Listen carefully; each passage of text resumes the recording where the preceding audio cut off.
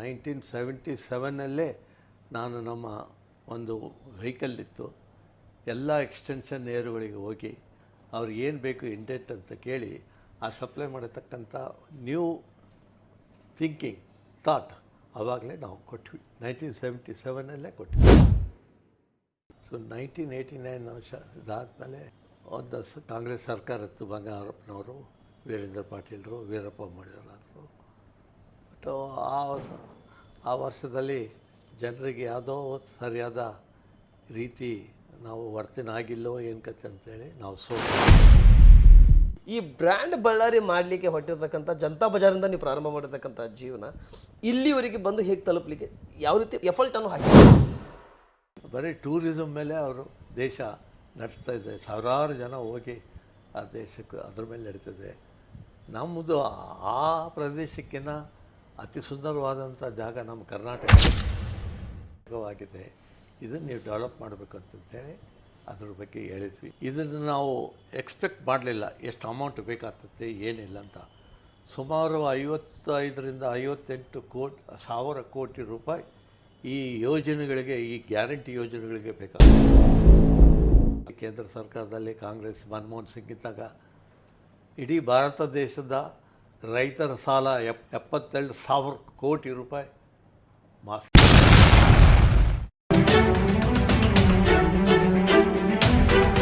Hi, hello, ನಮಸ್ತೆ ವೀಕ್ಷಕರೇ. ಇಂದು ಕಲ್ಯಾಣ ಕರ್ನಾಟಕ ಭಾಗದಲ್ಲಿ ನ್ಯೂಸ್ 43 ಇಂಡಿಯಾ ತಂಡ ಇನ್ ಸರ್ವೇದಿಂದ ಅನೇಕ ವಿಚಾರಗಳನ್ನು ಇಟ್ಟುಕೊಂಡು ಗ್ರೌಂಡ್ ರಿಯಾಲಿಟಿ ವರ್ಕಿಗೆ ಹೋಗ್ತಾ ಇದೆ.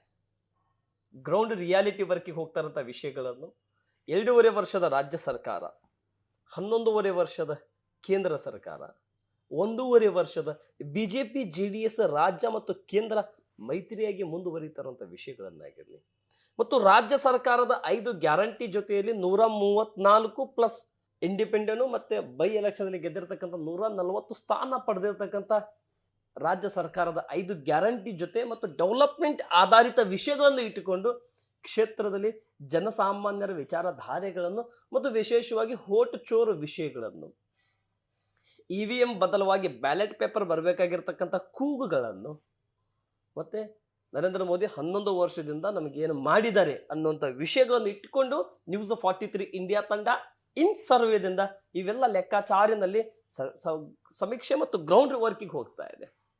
ಇಂದು ನಮ್ಮ ಜೊತೆ ಕಲ್ಯಾಣ ಕರ್ನಾಟಕ ಭಾಗದ ಗಡಿನಾಡಾಗಿರ್ತಕ್ಕಂಥ ಮತ್ತು ಮೈನಿಂಗ್ ಗಣಿನಾಡಾಗಿರ್ತಕ್ಕಂಥ ಬಳ್ಳಾರಿ ಜಿಲ್ಲೆಯ ಬಳ್ಳಾರಿ ಬ್ರ್ಯಾಂಡ್ ಬಳ್ಳಾರಿ ಮಾಡಲಿಕ್ಕೆ ಹೊರಟಿರ್ತಕ್ಕಂಥ ಮತ್ತು ಬಳ್ಳಾರಿಗೆ ಡೆವಲಪ್ಮೆಂಟ್ಗೆ, ಅಭಿವೃದ್ಧಿಗೆ ಅನೇಕ ವಿಷಯದಲ್ಲಿ ಶ್ರಮಿಸಿರ್ತಕ್ಕಂಥ ಮಾನ್ಯ ಶ್ರೀ ಅಲ್ಲಂ ವೀರಭದ್ರಪ್ಪ ಅವರು ನಮ್ಮ ಜೊತೆ ಇದ್ದಾರೆ ವೀಕ್ಷಕರೇ.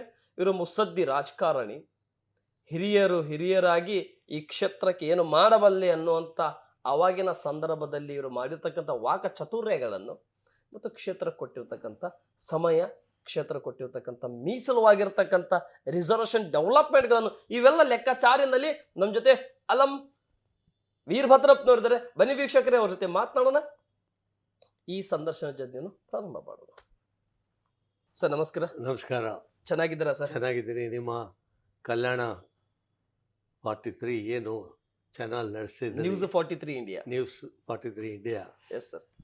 ನಿಮಗೆ ಯಶಸ್ವಿ ಆಗಲಿ. ಜನರ ಅಭಿಪ್ರಾಯಗಳನ್ನ ಸ್ವೀಕರಿಸಿ ಒಂದು ಒಳ್ಳೆಯ ದೇಶ ಮತ್ತು ರಾಜ್ಯ ಕಟ್ಟೋದಕ್ಕೆ ನಿಮ್ಮ ಅನಿಸಿಕೆಗಳು ಲಭ್ಯವಾಗಲಿ ಅಂತ ನಾನು ಹಾರೈಸ್ತೀನಿ. ಥ್ಯಾಂಕ್ ಯು ಸರ್, ತುಂಬ ಧನ್ಯವಾದಗಳು. ಪ್ರಾರಂಭದಲ್ಲೇ ಮತ್ತು ಶುಭವಾಗಲಿ ಅಂತ ಏನು ಹಾರೈಸಿದ್ರಿ, ನಿಮ್ಮ ಒಂದು ಹಿರಿತನ ಅನ್ನೋದಕ್ಕಿಂತ ನೀವೊಂದು ಬಂದಿರತಕ್ಕಂಥ ವೇದಿಕೆ ಮತ್ತು ನಮಗೆ ಮುಂಚಿತವಾಗಿ ಕೊಟ್ಟಿರ್ತಕ್ಕಂಥ ಈ ಆಶೀರ್ವಾದ ಸದಾಕಾಲ ನಮ್ಮ ಜೊತೆ ಇರಲಿ ಅಂತ ಹೇಳುತ್ತಾ ನಾವು ಸಂದರ್ಶನ ಪ್ರಾರಂಭ ಮಾಡ್ತಾ ಇದ್ದೀವಿ ಸರ್. ಸರ್, ನನ್ನ ಮೊದಲನೇ ಪ್ರಶ್ನೆಗೆ ಬರೋಕ್ಕಿಂತ ಮುಂಚೆ ರಾಜಕಾರಣ ಬಿಟ್ಟು ನನ್ನ ವೈಯಕ್ತಿಕ ಜೀವನ ಕಡೆ ಬರ್ತಾ ಇದ್ದೇನೆ. ಅಲ್ಲಂ ವೀರಭದ್ರಪ್ಪನವರು ಅಂತ ಹೇಳಿದ್ರೆ ಒಂದು ರೀತಿಯಿಂದ ಬಳ್ಳಾರಿಗೆ ಬ್ರ್ಯಾಂಡ್ ಬಳ್ಳಾರಿ ಮಾಡ್ಲಿಕ್ಕೆ ಹೊಟ್ಟಿರ್ತಕ್ಕಂಥವ್ರು ಅನ್ನೋದು ಹೆಸರು ಕೂಡ ನಾವು ಕೇಳಿ ಬರ್ತಾ ಇದ್ದೀವಿ. ಈ ಬಳ್ಳಾರಿಯಲ್ಲಿ ಹುಟ್ಟಿ ಬೆಳೆದಿರ್ತಕ್ಕಂಥ ನಿಮ್ಮ ಜೀವನ ಎಲ್ಲಿಂದ ಪ್ರಾರಂಭವಾಯಿತು ಸರ್? ನಿಮ್ಮ ತಂದೆ ಮತ್ತು ಮಾತುಶ್ರೀ ಅವರಿಂದ. ನಮ್ಮ ತಾಯಿಯವರು 1948 ಆವತ್ತಿನ ಮಡ್ರಾಸ್ ಕಾಂಪೋಸಿಟ್, ಆಂಧ್ರ ಕಾಂಪೋಸಿಟ್ ಸ್ಟೇಟಲ್ಲಿ ಚೆನ್ನೈನಲ್ಲಿ ಅಸೆಂಬ್ಲಿಯಲ್ಲಿ ಶಾಸಕರಾಗಿದ್ದರು. ಅದೆಲ್ಲ ಅದಾದಮೇಲೆ 1957 to 62 ಆದರು ಅದು. ಆಮೇಲೆ ಫಾದರ್ ಅವರು, ತಂದೆಯವರು 62ಲಿಂದ 72ವರೆಗೆ ಶಾಸಕರಾಗಿದ್ದರು. ತಾಯಿ ಮತ್ತು ತಂದೆಯವರು ಇಬ್ಬರು ಶಾಸಕರು, ಎಸ್ ಇಬ್ಬರು 10 ವರ್ಷ ಶಾಸಕರು, 2 ಫಿಲ್ 2 ಟರ್ಮ್ಸ್. ಸೊ ಬಳ್ಳಾರಿ ವಿಷಯ ಮಾತಾಡಿದಾಗ, ಬಳ್ಳಾರಿ ಕಾಂಪೋಸಿಟ್ ಏನು ಮಡ್ರಾಸ್ ಸ್ಟೇಟ್ ಇತ್ತು ಆವಾಗ ಚುನಾವಣೆ ನಡೀತು. ಇದು ಆಂಧ್ರ ಪ್ರದೇಶಕ್ಕೆ ಹೋಗ್ಬೇಕಾ ಕರ್ನಾಟಕಕ್ಕೆ ಹೋಗ್ಬೇಕಂತ. ಸೊ ನಮ್ಮ ಕುಟುಂಬದವರು, ನಮ್ಮ ತಂದೆ ತಾತನವ್ರ ಗಡಿಗೆ ಜನಪ್ಪನವ್ರಿಂದ ಹಿಡಿದು ಎಲ್ಲರೂ ಸೇರಿ ಇವತ್ತು ಕರ್ನಾಟಕದಲ್ಲಿ ಉಳಿಸುವಂಥ ಕೆಲಸ ಹೋರಾಟ ಕೂಡ ಮಾಡಿದ್ದಾರೆ. ಇವ್ರದ್ದು ಕೂಡ ಒಂದು ಅಳಿಲು ಸೇವೆ ಇದೆ ಅಂತ ಹೇಳಲು ಭಾಳ ಹೆಮ್ಮೆ ಮತ್ತು ಸಂತೋಷ ಆಗುತ್ತದೆ. ಇವತ್ತು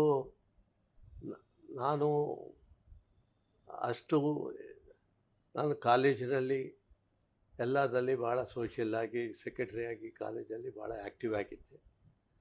1977ನಲ್ಲಿ ತಾಲೂಕು ಬೋರ್ಡ್ ಮೆಂಬರ್ ಆದೆ. ಸೊ ಆಗಿನ ಹೋರಾಟದಲ್ಲಿ ಮತ್ತು ಜನತಾ ಬಜಾರ್ ಪ್ರೆಸಿಡೆಂಟ್ ಆದೆ. ಜನತಾ ಬಜಾರು ಲಾಸ್ಟ್ನಾಗ ಇದ್ದದ್ದನ್ನು ಪ್ರಾಫಿಟ್ ತಂದೆ. ಇವತ್ತೇನು ನೀವು ಸ್ವಿಗ್ಗಿ ಇವೆಲ್ಲ ಬಂದಿದ್ದಾವೆ, ಬ್ಲಿಂಕೆಟ್, ಸೋ ಮೆನಿ ಸರ್ವಿಸಸ್ಸು. ಆವಾಗ 1977ನಲ್ಲೇ ನಾನು ನಮ್ಮ ಒಂದು ವೆಹಿಕಲ್ ಇತ್ತು, ಎಲ್ಲ ಎಕ್ಸ್ಟೆನ್ಷನ್ ಏರುಗಳಿಗೆ ಹೋಗಿ ಅವ್ರಿಗೆ ಏನು ಬೇಕು ಇಂಡೆಂಟ್ ಅಂತ ಕೇಳಿ ಆ ಸಪ್ಲೈ ಮಾಡತಕ್ಕಂಥ ನ್ಯೂ ಥಿಂಕಿಂಗ್ ಥಾಟ್ ಆವಾಗಲೇ ನಾವು ಕೊಟ್ವಿ. 1977ನಲ್ಲೇ ಕೊಟ್ವಿ ನಾವು. 1997ರಲ್ಲೇ 77 ಸರಿ 77ರಲ್ಲೇ ನೀವು ಕೊಟ್ರಿ. ಸೊ ಅದು ಸಕ್ಸಸ್ಫುಲ್ ಆಗ್ಬೇಕಂದ್ರೆ ನಮ್ಮವರಿಗೆಲ್ಲ ಇನ್ಸ್ಟ್ರಕ್ಷನ್ಸ್ ಕೊಟ್ಟಿದ್ದೆ. ನೋಡು, ನಾನು ಯಾರಿಗಾದರೂ ಫೋನ್ ಮಾಡ್ತೀನಿ ಎಕ್ಸ್ಟೆನ್ಷನ್ನಾಗೆ, ಅವ್ರು ನೀವು ಹೋಗಿರಿ ಇಂಡೆಂಟ್ ಕೇಳಿರೋ ಇಲ್ಲಂತ ಅವ್ರು ಕೇಳಿದ್ಮೇಲೆ ನಿಮ್ಮನ್ನ ಸಸ್ಪೆಂಡ್ ಮಾಡ್ತೀನಿ ಅಂತ ಹೇಳಿದಾಗ ಅವರು ಪ್ರತಿ ಮನೆಗೂ ಹೋಗಿ ಇಂಡೆಂಟ್ ತಂದು ವ್ಯಾಪಾರ ಮಾಡ್ತಕ್ಕಂಥ ವ್ಯವಸ್ಥೆ ಮಾಡುತ್ತೆ. ಯಾವುದೇ ಒಂದು ಬ್ರ್ಯಾಂಡ್ ಮಾಡಿದ್ರೆ ಅದಕ್ಕೊಂದು ಹಿಡಿತಾ ಇರಬೇಕು. ಅಡ್ಮಿನಿಸ್ಟ್ರೇಟಿವ್ ಕೆಪಾಸಿಟಿ ಅಂತಾರಲ್ಲ, ಅದು ಬೇಕೇ ಬೇಕು, ಇಲ್ದಿದ್ರೆ ಕೆಲಸ ಆಗೋದಲ್ಲ. ಸರ್ ಅವಾಗ ಎಷ್ಟು ವಯಸ್ಸಿತ್ತು ಸರ್ ನಿಮ್ಮದು, ನೀವು ಜನತಾ ಬಜಾರ್ ಬರಬೇಕು ಆ ಸಂದರ್ಭ? 1977 ಅಂದರೆ ಆಲ್ಮೋಸ್ಟ್ 30 years. 30 ವರ್ಷ. ಎಸ್ 30 years, 30 and 29 years ಇರ್ಬೋದು. ಹತ್ತತ್ರ 1-2 ವರ್ಷ ಹಿಂದೆ ಮುಂದೆ ಇರ್ಬೋದು. 29 1948 ಆಗಿ, ಸೊ 77. ಸೊ ಹೀಗೆ ನಾವು ಜನರಿಗೆ ಸೇವೆ ಮಾಡತಕ್ಕಂಥ ಚಿಂತನೆ ನಾನು ಯುವಕನಿಂದಲೇ ಇದ್ದೆ. ತಾಲೂಕು ಬೋರ್ಡ್ ಮೆಂಬರ್ ಆದೆ, ಜನರ ಸೇವೆ ಮಾಡಿದ್ವಿ, ಒಳ್ಳೊಳ್ಳೆ ಕೆಲಸಗಳು ಮಾಡಿದ್ವಿ, ಅರ್ಥ ಆಗ್ತಿಲ್ಲ. ಸೊ ಹಾಗೇ ಸ್ವಲ್ಪ ವ್ಯಾಕ್ಯೂಮ್ ಬಂತು ರಾಜಕೀಯದಲ್ಲಿ. 1972 ಆದಮೇಲೆ ಫಾದರು ಮತ್ತು ನಾವು ನಿಂದಿರಲಿಲ್ಲ ಯಾವುದೇ ಎಲೆಕ್ಷನ್ಗೆ. 1989 ನನಗೆ MLA ಸೀಟ್ ಸಿಕ್ತು. ಬಿಕಾಸ್ ನಂದು ತಾಲೂಕು ಬೋರ್ಡು ಸೇವೆ ಎಲ್ಲ ನೋಡಿ ಹಿನ್ನೆಲೆಯಲ್ಲಿ ನನಗೆ ಟಿಕೆಟ್ ಕೊಟ್ಟರು. ಯಾವ ಪಕ್ಷದಿಂದ ನಿಮ್ಮ ತಂದೆಯವರು ನಿಮ್ಮ ತಾಯಿಯವರು ಶಾಸಕರಾಗಿದ್ದರು? ನೀವು ಯಾವ ಪಕ್ಷದಿಂದ ಸ್ಪರ್ಧೆ ಮಾಡಿದ್ರಿ ಸರ್ ನೀವು? ನಮ್ಮ ತಾಯಿಯವರು ಫಸ್ಟು ಇಂಡಿಪೆಂಡೆಂಟ್ ಆಗಿ ಸ್ವತಂತ್ರವಾಗಿ. ಜವಾಹರ್ಲಾಲ್ ನೆಹರು ಅವರು ಇಡೀ ದೇಶ ಕಾಂಗ್ರೆಸ್ ಇರೋ ಕಾಲಕ್ಕೆ ಈ ಸ್ವಾತಂತ್ರ್ಯ ಹೆಂಗೆ ಬಂತು, ಹೆಂಗೆ ಏನು ಕಾರಣ ಅಂತ ಅವರು ಆಗಿನ ಕಾಲದಲ್ಲಿ ಟ್ರೈನೇ ಟ್ರಾವೆಲ್ ಮಾಡ್ತಿದ್ರು, ಗುಂತಕಲ್ಲೇ ಪಾಸ್ ಆಗ್ತಿದ್ರು. ನಮ್ಮನ್ನು ಕರೆಸಿದ್ರಲ್ಲಿ, ಅಮ್ಮವ್ರನ್ನ ಕರೆಸಿ, ನಿಮ್ಮಂಥವ್ರು ನಮ್ಮ ಕಾಂಗ್ರೆಸ್ನಾಗ ಇರಬೇಕು ಇದಂದಾಗ ಅವತ್ತು ಅವರ ನೇತೃತ್ವದಲ್ಲಿ ಕಾಂಗ್ರೆಸ್ ಪಕ್ಷ ಸೇರಿದ್ವಿ. ಮೊದಲಿಗೆ ಸ್ವತಂತ್ರವಾಗಿ ಆಯ್ಕೆಯಾಗಿದ್ದು, ನಂತರ ಪಕ್ಷಕ್ಕೆ ಜಾಯ್ನ್ ಆಗಿದ್ದು, ಕಾಂಗ್ರೆಸ್ ಪಕ್ಷಕ್ಕೆ ಸೇರಿದ್ವಿ. ಅವತ್ತಿನಿಂದ ಕಾಂಗ್ರೆಸ್ ಪಕ್ಷ. ಸೊ ನಿಜಲಿಂಗಪ್ಪನವರು ಭಾಳ ಪ್ರೋತ್ಸಾಹ ಕೊಟ್ಟರು. ಸೊ ನೀವೇ ನಿಂದಿರಬೇಕು, 57 ಆಗಿನ ಮೈಸೂರು ಸರ್ಕಾರ ನಿಂದಿರ್ಬೇಕಂದಾಗ ಅಮ್ಮವ್ರು ನಿಂತಿದ್ದರು. ಮತ್ತು 62ಲಿಂದ 72ವರೆಗೆ ಫಾದರ್ ಆಗಿದ್ದರು. ಸೊ ಇದು ರಾಜಕೀಯದಲ್ಲಿ ಬೆಳೆದಂಥ ಫ್ಯಾಮಿಲಿ, ಜನರಿಗೆ ಸೇವೆ ಮಾಡಿದಂಥ ಫ್ಯಾಮಿಲಿ. ಸೊ ಯಾರು ಜನರು ಈ ಕುಟುಂಬದ ಬಗ್ಗೆ ಕೈ ನೋಡಿಸೋಂಥ ಕೆಲಸಗಳು ಯಾವುವು ಮಾಡಿಲ್ಲ. ಏನು ಮಾಡಿದ್ರು ಒಳ್ಳೆಯದೇ ಮಾಡಿದ್ದೇವೆ. ಸೊ ನಾನು 1989ನಲ್ಲಿ ಫಸ್ಟ್ ಶಾಸಕನಾದೆ, ಕಾಂಗ್ರೆಸ್ ಪಕ್ಷದಿಂದಲೇ ಶಾಸಕನಾದೆ. ಸೊ ಅದಾದಮೇಲೆ ನನ್ನ ಕೆ ಪಿ ಸಿ ಸಿಯಲ್ಲಿ ಜನರಲ್ ಸೆಕ್ರೆಟರಿ ಮಾಡಿದರು. ಆವಾಗಲೇ ಶಾಸಕನಿದ್ದಾಗಲೇ 89ನಲ್ಲಿ. ಮತ್ತು ಕೆಲವು ದಿವಸ ಆದಮೇಲೆ ಮತ್ತೆ ವೈಸ್ ಪ್ರೆಸಿಡೆಂಟ್ ಮಾಡಿದರು, K P C C treasurer ಮಾಡಿದರು. ಸೊ 1989 ವರ್ಷ ಇದಾದಮೇಲೆ ಒಂದು ಕಾಂಗ್ರೆಸ್ ಸರ್ಕಾರ ಇತ್ತು. ಬಂಗಾರಪ್ಪನವರು, ವೀರೇಂದ್ರ ಪಾಟೀಲರು, ವೀರಪ್ಪ ಮೊಯ್ಲಿಯವರು. ಬಟ್ ಆ ವರ್ಷದಲ್ಲಿ ಜನರಿಗೆ ಯಾವುದೋ ಸರಿಯಾದ ರೀತಿ ನಾವು ವರ್ತನೆ ಆಗಿಲ್ಲೋ ಏನು ಕತೆ ಅಂತೇಳಿ ನಾವು ಸೋತ್ವಿ. ನೆಕ್ಸ್ಟ್ ಎಲೆಕ್ಷನ್ನಲ್ಲಿ ನಾವು ಬರೀ 36 ಜನ ಬಂದ್ವಿ ಕಾಂಗ್ರೆಸ್ ಪಕ್ಷದಿಂದ. ಆ 36ರಲ್ಲಿ ನಾನು ಕೂಡ ಗೆದ್ದು ಬಂದೆ. ನಮ್ಮ ಜಿಲ್ಲೆಯಲ್ಲಿ ಇಬ್ಬರೇ ಬಂದ್ವಿ ಅವಾಗ. ಈ ಬಳ್ಳಾರಿ ಭಾಗದಲ್ಲಿ ಕಂಪ್ಲೀಟ್ ಅಖಂಡ ಬಳ್ಳಾರಿ, ಅಖಂಡ ಬಳ್ಳಾರಿಯಲ್ಲಿ. ಆವಾಗ ಸೊಂಡೂರಿಂದ ಗೋರ್ಪಡೆಜಿ ಅವರು ನಾವಿಬ್ಬರೇ ಗೆದ್ದಿದ್ದು. ಅವಾಗ ಎಲ್ಲರೂ ಸೋತಿದ್ರು. ಸೊ ಸ್ಟೇಟ್ ಲೆವೆಲಲ್ಲಿ 36 ಜನ ನಾವು ಬಂದಿದ್ವಿ. ಹೀಗಾಗಿ ಮತ್ತೆ ನೆಕ್ಸ್ಟ್ ಜನತಾ ದಳ ಬಂತು, JH ಪಾಟೀಲರು. ಆವಾಗ ಅವರೆಲ್ಲ ಆದರು. ದೇವೇಗೌಡರು ಸ್ವಲ್ಪ ದಿವಸ ಆಗಿ ಅವರು ಪ್ರಧಾನಮಂತ್ರಿ ಆದರು. JH ಪಾಟೀಲರು ಇಲ್ಲಿ ನಡೆಸಿದರು. ಸೊ ನಮಗೆ ಅವ್ರ ಟೈಮಲ್ಲಿ ನಮಗೆ ಇದು ಏನು ತೋರಣಗಲ್ಲು ಪವರ್ ಸ್ಟೇಷನ್ನು ಅಲ್ಲಿ ಶಂಕುಸ್ಥಾಪನೆ ಮಾಡಿದ್ವಿ.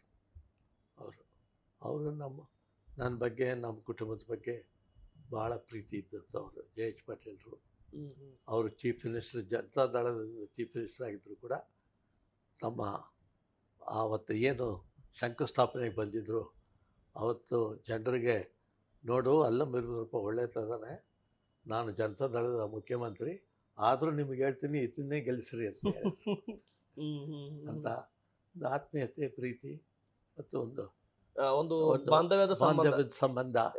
ಅಂದರೆ ಎದಕ್ಕೆ ಹೇಳ್ತೀನಿ ಅಂದರೆ, ಇಂದಿನ ಕಾಲದ ರಾಜಕೀಯ ಹೇಗಿತ್ತು ಎಂಬುದಕ್ಕೆ ಇದು ನಿರೂಪಣೆ ಕೊಡ್ತಾ ಇದೆ. ಜಸ್ಟ್ ಒಂದು ಎಕ್ಸಾಂಪಲ್ ಮೇಡಮ್. ಸೊ 1998-99 ಇಲ್ಲಿ ಸೋನಿಯಾ ಗಾಂಧಿಯವರು MP ಬಂದರು, ನಿಂತ್ಕೊಂಡ್ರು. ನನ್ನ ಕ್ಷೇತ್ರ ಕುರುಗೋಡು ಅಂತ ಇತ್ತು. ನಾವು ನಿಂತ್ಕೊಂಡು ಅವರಿಗೆಲ್ಲ ಕ್ಯಾನ್ವಾಸ್ ಮಾಡಿದ್ವಿ, ಗೆದ್ದರು. ಬಟ್ ಅವರು ಉತ್ತರ ಭಾಗದಲ್ಲಿ ಅಲ್ಲೇ ಇರಬೇಕಂತ ಹೇಳಿದಾಗ ಇಲ್ಲಿ ರಿಸಿಗ್ನೇಷನ್ ಕೊಟ್ಟರೆ ಅಲ್ಲಿ ಹೋದರು. ಆವಾಗ ಕೋಡೂರು ಬಸವನಗೌಡರು ಅಂತ MP ಮಾಡ್ತೀವಿ ನಾವು. ಇಲ್ಲಿ ನಾವು ಆದಗಳಿಗೆ ಒಂದು 10 ತಿಂಗಳು ನಾನು ಹಾರ್ಟಿಕಲ್ಚರ್ ಮಿನಿಸ್ಟರ್ ಆಗಿದ್ದೆ. ಹಾರ್ಟಿಕಲ್ಚರ್ ಮಿನಿಸ್ಟರ್ ಇದ್ದಾಗ ಭಾಳಷ್ಟು ಪ್ರತಿ ವಾರ ನಾನು ಯೂನಿವರ್ಸಿಟಿ ವೈಸ್ ಚಾನ್ಸಲರ್ಸ್, ಪ್ರೊಫೆಸರ್ಸ್ ಅವ್ರ ಜೊತೆಗೆ ಮಾತಾಡ್ಕೊಂತ ನಾವು ಎಲ್ಲ ರೈತರ ಸಮಸ್ಯೆಗಳ ಬಗ್ಗೆ ಭಾಳಷ್ಟು ಮಾಡಿದ್ವಿ. ನಾವು ಬಿಸಿಲು ಕಾಲದಲ್ಲಿ ಈ ಕಾಲಿಫ್ಲವರ್ ಬೆಳೆಯೋದಿಲ್ಲ. ನೀವು ನೀಲಗಿರಿಸಿಗೆ ಹೋದರೆ ಅಲ್ಲಿ ಬರೀ ಕಾಲಿಫ್ಲವರು ಥಂಡಿ ಕಾಲದಲ್ಲಿ ಬೆಳೀತದೆ. ಅದನ್ನು ಸಂಶೋಧನೆ ಮಾಡ್ತೀವಿ ಅಂತ ಕೇಂದ್ರ ಹಾರ್ಟಿಕಲ್ಚರ್ ಬಂದರು. ನಮ್ಮದು ಇಲ್ಲಿ ನಮ್ಮ ಊಟಿಯಲ್ಲಿ ನಮ್ಮದು ಜಾಗ ಇತ್ತು, ನಮ್ಮದೇ ಕರ್ನಾಟಕದ ಜಾಗ ಹಾರ್ಟಿಕಲ್ಚರ್. ಅಲ್ಲಿ ಸಂಶೋಧನೆ ಮಾಡಿ ಯಶಸ್ವಿಯಾದರು ಅವರು. ಇವತ್ತು cauliflower vegetable throughout India, throughout season ಬೆಳೀತಕ್ಕಂಥ ಒಂದು ಸಂಶೋಧನೆ ಮಾಡಿದರು. ಹೀಗೆ ನಾವು ಆವಾಗ ಮೆಣಸಿನ್ಕಾಯಿ ಏನು ನಾವು ಆಂಧ್ರ ಮೆಣಸಿನ್ಕಾಯಿ ಮತ್ತು ಕರ್ನಾಟಕದ ಇದ್ದಾಗ ಸ್ವಲ್ಪ ನಮ್ಮ ರೈತರಿಗೆ ಭಾಳ ಹೊಡೆತ ಬಿತ್ತು. ಆವಾಗ ನಾನು ಸೈಂಟಿಸ್ಟನ್ನ ಕರೆಸಿ ಎರಡು ಬ್ಲೆಂಡ್ ಮಾಡಿ ಹೊಸ ಥರ ಕೊಡ್ರಿ ಅಂತಂತೇಳಿ ಮಾಡಿ ಅದು ಕೂಡ ನಾವು ಯಶಸ್ವಿ ಆಗಿದ್ವಿ. ಹೀಗೆ ಭಾಳಷ್ಟು ಸಮಸ್ಯೆಗಳು ಇದ್ದವು. ಅಷ್ಟರೊಳಗೆ ನನ್ನನ್ನು KPCC ಅಧ್ಯಕ್ಷರು ಮಾಡಿದ್ರು. ಅರ್ಥಿಲ್ಲ, ಒಂದು ವರ್ಷದೊಳಗೆ. ಸೊ KPCC ಅಧ್ಯಕ್ಷನಾಗಿ ಕೃಷ್ಣ ಅವ್ರ ಜೊತೆ CM ಆಗಿದ್ದರು. ನಾವು ಎಲ್ಲ ಕೃಷ್ಣ ಅವ್ರ ಜೊತೆ ಕೃಷ್ಣ ಮುಖ್ಯಮಂತ್ರಿ, ನಾನು KPCC ಅಧ್ಯಕ್ಷ. ನಾವು ಎಲ್ಲ ಚುನಾವಣೆಗಳು ಗೆದ್ವಿ. ಒಂದು ಜಿಲ್ಲಾ ಪರಿಷತ್ತು, ತಾಲೂಕು ಪಂಚಾಯತಿ, ಗ್ರಾಮ ಪಂಚಾಯತಿ. ವಿಶೇಷವಾದ ಗೆಲುವು ಯಾವುದಂದರೆ ಬೆಂಗಳೂರು ಮೇಯರ್, ಕಾಂಗ್ರೆಸ್ BBMP. ಎಷ್ಟು ಭಾಳ ವರ್ಷಗಳು ಈ BJP ಇವ್ರ ಕಡೆಯಲ್ಲಿತ್ತು. ಅದ್ರ ಜೊತೆಗೆ ಬೆಂಗಳೂರು ಜೊತೆಗೆ ಮೈಸೂರು, ಮಂಗಳೂರು, ಹುಬ್ಳಿ ಧಾರವಾಡ, ಗುಲ್ಬರ್ಗ ಇವಿಷ್ಟು ನಾವು ಕಾಂಗ್ರೆಸ್ ಗೆದ್ವಿ ನಮ್ಮ ನೇತೃತ್ವದಲ್ಲಿ. ಸೊ ಇದು ನಾವು SM ಕೃಷ್ಣ ಮತ್ತು ಅಲ್ಲಂ ವೀರಭದ್ರಪ್ಪ ಅವರ ನೇತೃತ್ವದಲ್ಲಿ ಈ ನಾಯಕತ್ವದಲ್ಲಿ ಈ ಚುನಾವಣೆ ಗೆದ್ರಿ. ಎಲ್ಲ Yes. ಕಾರ್ಪೊರೇಷನ್ಸ್ ಹ್ಮ್, ಗೆದ್ವಿ, ಹ್ಮ್, ಹ್ಮ್, ಎಲ್ಲ ಬೈ ಎಲೆಕ್ಷನ್ಸ್ ಗೆದ್ವಿ ನಾವು. ಹ್ಮ್, ಹ್ಮ್, ಹ್ಮ್. ಹೇಗೆ ಸರ್ ಅವಾಗಿನ ನಿಮ್ಮ ಪ್ರಚಾರ, ನಿಮ್ಮ ಪಕ್ಷದ ಕಾರ್ಯವೈಖರ್ಯಗಳನ್ನು, ನಿಮ್ಮ ಪಕ್ಷದ ಕಾರ್ಯಕ್ರಮಗಳನ್ನು ಜನರಲ್ಲಿ ರೀಚ್ ಮಾಡ್ಲಿಕ್ಕೆ ಯಾವ ರೀತಿ ನೀವು ಶ್ರಮ ಪಡ್ತಿದ್ರಿ, ಯಾವ ರೀತಿ ಅಡ್ವಾನ್ಸ್ ಮುಂಚಿತವಾಗಿ ತಾವು ಸ್ಟ್ರಾಟಜಿಗಳನ್ನ ಮಾಡ್ತಿದ್ರಿ ಸರ್ ನೀವು? ಇದು ಭಾಳ ಒಳ್ಳೆಯ ಪ್ರಶ್ನೆ. ಒಂದು ಸಲ KPCC ಅಧ್ಯಕ್ಷನಾಗಿದ್ದಾಗ ಕರ್ನಾಟಕ ಸರ್ಕಾರ KB ರೇಟ್ಸ್, ನಾವು ರೈತರ ತಕ್ಕಂಥ ರೇಟ್ಸ್ KB ಭಾಳ ಏರಿಸ್ತೀವಿ ಅಂತಂದಾಗ ನಾವು KPCC ಅವರು ಓಪನ್ ಆಗಿ ಸರ್ಕಾರ ಇದು ಏರಿಸಬಾರ್ದು ಅಂತಂತೇಳಿ ನಾವು ಒಂದು ರೆಸಲ್ಯೂಷನ್ ಮಾಡಿ ಸರ್ಕಾರಕ್ಕೆ ಕೊಟ್ಟು ಅರ್ಥಾಗ್ತಿಲ್ಲ. ರೈತರ KB ಎಲ್ಲ ಪಕ್ಷಗಳು ಹೋರಾಟ ಮಾಡೋ ಕಾಲಕ್ಕೆ ನಾನು ಭಾಗವಹಿಸಿ ನಾವು ಸರ್ಕಾರ ಇದು ಮಾಡಿಕೊಡ್ದು, ರೈತರ ಅನ್ಯಾಯವಾಗಿದೆ, ಇದು ಮಾಡಬಾರ್ದು ಅಂದಾಗ ಮಾಡಲಿಲ್ಲ ಅವಾಗ. ಅರ್ಥಾಗ್ತಿಲ್ಲ. ಅಂದರೆ ನಾವು ಆಡಳಿತ ಪಕ್ಷದಲ್ಲಿದ್ದರೂ ಕೂಡ ಒಂದು ಕಾರ್ಯಕ್ರಮದಲ್ಲಿ ಭಾಗವಹಿಸಿ ನಾವು ವಿರೋಧ ಪಕ್ಷದ ರೈತರ ಮನವೊಲಿಕೆ ಮಾಡ್ಕೊಂಡು ನಾವು ಆ ರೀತಿ ಪ್ರಚಾರ ಮಾಡಿ ಜನರನ್ನು ಪ್ರೀತಿಗೊಳಿಸುವಂಥ ಕೆಲಸ ನಾವು ಮಾಡಿ. ಎಸ್, ಅಂದ್ರೆ ಪ್ರೀತಿ ವಿಶ್ವಾಸದಿಂದ ಗೆಲ್ಲುವಂತ ಪ್ರಯತ್ನ ಅಲ್ಲಮ್ಮ ವೀರಭದ್ರಪ್ಪ ಅವ್ರದ್ದಾಯ್ತು, ಮತ್ತೆ SM ಕೃಷ್ಣ ಅವ್ರದ್ದಾಯ್ತು. ಈ ನೇತೃತ್ವದಲ್ಲಿ ತಾವು ಹೋದ್ರಿ. ಸರ್ಕಾರ ಕೂಡ ಒಪ್ಪಿಕೊಂಡು ಇಬ್ಬರು ಜಗಳ ಆಡ್ದಂಗೆ, ಯಾವ ರೀತಿ ಭಿನ್ನಾಭಿಪ್ರಾಯ ಇಲ್ದಂಗೆ ನಾವು ಕೆಲಸ ಮಾಡಿದ್ವಿ. ಅದಕ್ಕೆ ಇವತ್ತು ಏನಾಗುತ್ತೆ, ಪಕ್ಷದಲ್ಲಿ ಭಿನ್ನಾಭಿಪ್ರಾಯ ಇರಬಾರ್ದು. ನಮ್ದು ಏನೇ ವ್ಯತ್ಯಾಸಗಳು ಇದ್ದರೂ ಕೂಡ ಜನರಿಗೆ ನೋಡಿಸ್ಬಾರ್ದು. ನಾವು ಯಾವ ಜಗಳ ಮನೆ ಒಳಗಿರಬೇಕು, ಹೊರಗಿರಬಾರ್ದು. ಹೊರಗಿರಬಾರ್ದು. ಆ ರೀತಿ ಪಕ್ಷವನ್ನು ನಾವು ಹೆಚ್ಚಿನ ರೀತಿಯಲ್ಲಿ ನಾವು ಮೇಲ್ಮಟ್ಟದಲ್ಲಿ ಇಟ್ಕೊಂಡು ಹೋಗಿದ್ದೀವಿ. Yes sir. ಸರ್, ಇದರ ಜೊತೆಯಲ್ಲೂ ಕೂಡ ನಾನು ಬಳ್ಳಾರಿ ಕಡೆ ಬರ್ತಾ ಇದ್ದೇನೆ. ಬ್ರ್ಯಾಂಡ್ ಬಳ್ಳಾರಿ ಮತ್ತು ಜನತಾ ಬಜಾರ್ನ ವಿಷಯಗಳನ್ನು ನಾವು ಅಲ್ಲಿಗೆ ಬಿಟ್ಟು ವಿಧಾನಸಭೆ ಚುನಾವಣೆ ಮತ್ತು ನೀವು ಆಗಿರ್ತಕ್ಕಂಥ ಶಾಸಕರು, ಮತ್ತು ನೀವು ಸಚಿವರು, ಮತ್ತು ನೀವು ಅಧ್ಯಕ್ಷರಾಗಿರ್ತಕ್ಕಂಥ ವಿಷಯಗಳನ್ನು ನಾವು ಪ್ರಸ್ತಾವನೆ ಮಾಡ್ತಾ ಬಂದ್ವಿ. ಈ ಬ್ರ್ಯಾಂಡ್ ಬಳ್ಳಾರಿ ಮಾಡಲಿಕ್ಕೆ ಹೊಟ್ಟಿರ್ತಕ್ಕಂಥ ಜನತಾ ಬಜಾರಿಂದ ನೀವು ಪ್ರಾರಂಭ ಮಾಡಿರ್ತಕ್ಕಂಥ ಜೀವನ ಇಲ್ಲಿವರೆಗೆ ಬಂದು ಹೇಗೆ ತಲುಪಲಿಕ್ಕೆ ಯಾವ ರೀತಿ ಎಫರ್ಟ್ ಅನ್ನು ಹಾಕಿದ್ರಿ ಸರ್ ನೀವು?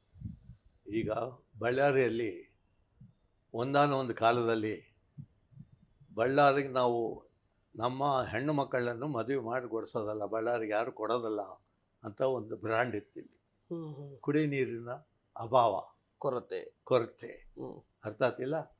ಅದಕ್ಕೆ ಹಿಂದಿನ ಸರ್ಕಾರ ಮತ್ತು ನಾವು ಬಂದ ಮೇಲೆ ಭಾಳಷ್ಟು ಟ್ಯಾಂಕ್ಗಳು ಲೋ ಲೆವೆಲ್ ಕೆನಾಲ್ಗೆ ಮಾಡಿ ಇವತ್ತು 24/7 ಕುಡಿ ನೀರು ಸಿಗುವಂಥ ಕೆಲಸ ನಮ್ಮ ಸರ್ಕಾರಗಳು ಹಿಂದೆ ಮಾಡಿದ್ದೇವೆ. ನಮ್ಮ ಪಾತ್ರ ಕೂಡ ಇದೆ ಅದರಲ್ಲಿ.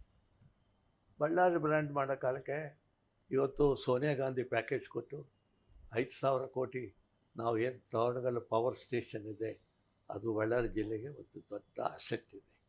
ಆ ಕೆಲಸನೂ ಮಾಡ್ತೀವಿ ನಾವು. ಸರ್ಕಾರಗಳ ಜೊತೆ ರೈತರಿಗೆ